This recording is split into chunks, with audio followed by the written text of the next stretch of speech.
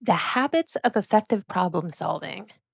Who moves forward from a problem and who doesn't?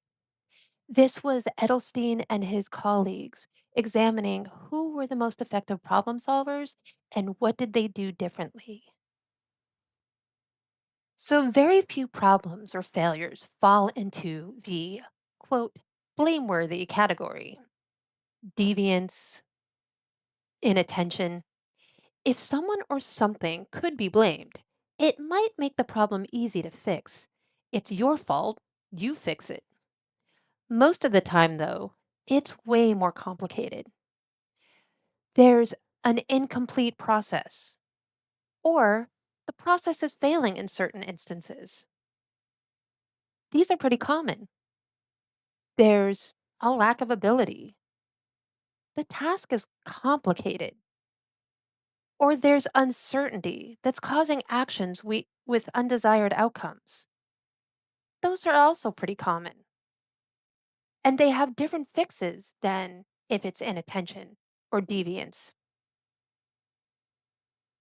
So these problems can happen for a variety of reasons, especially as external circumstances change and require new processes. Hypothesis testing and exploratory testing assume a high failure rate to begin with.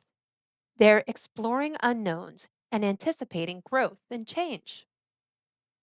To solve a problem, you need to be really specific about the problem. You want to acknowledge problems long enough to understand them and then deliberately shift towards what can be done next. Why? Because blame oriented dialogue tends to sustain focus on problems, causes, and deficits. And what that causes is rumination. It entrenches defensiveness and stalls change. Instead, we want to move to solution oriented dialogue. It shifts attention towards resources, exceptions, and desired futures. And that causes mobilization of agency. It broadens attention to what's controllable and actionable. So we want movement, but we need to know where we're moving to and how we're getting there. SMART goals are one way. They're specific, measurable, attainable, relevant, and time based. The main thing to think about is to remain realistic. This may be a small step toward a bigger goal. Edelstein had some more specific tips about remaining open. He said, act according to best judgment about the consequences, then be ready to correct and monitor behavior. Seeking guidance is another way to correct and monitor. Edelstein and colleagues had some additional thoughts on emotional self regulation. We get further faster by acknowledging emotional pressure points, knowing our vulnerabilities, and maintaining composure. This is how we avoid doubling down and engaging in all or nothing thinking. Recognizing this is one solution and there are other directions if this doesn't work. And avoiding becoming too invested or attached to our feelings about this. So there are lots of problem solving methods or models. This is the 7 step model. And it starts with analysis, polling, data gathering. You want to be able to define the problem. So what is the problem? Who does it affect? And what is the impact? But you need specifics. This is where goal setting starts. And then it's how do I break this into smaller pieces? And what are some realistic goals? You need to start deciding what actions you're taking.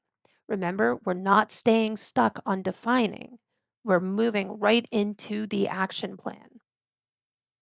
And then we go to prioritize. Well, if we broke it into pieces, what are the what are the pieces that are important to do first and how does it fit in the big picture? Because we have to think of the circumstances in which change is going to happen. And then we need to start the work plan. So, what steps will be taken? Who will do them? And when? So, this is when we really get the SMART goals defined fully and start the action. This is where work begins because then we want to go to analyze. So, what kind of reception are we getting? What are people saying? How is it working so far? What does the data or feedback show?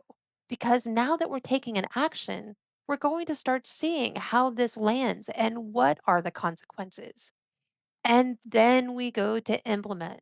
So, how do we roll this whole thing out? Like now that we know how it's going and we see the impact and we're solving obstacles, how do we implement this on a broader scale?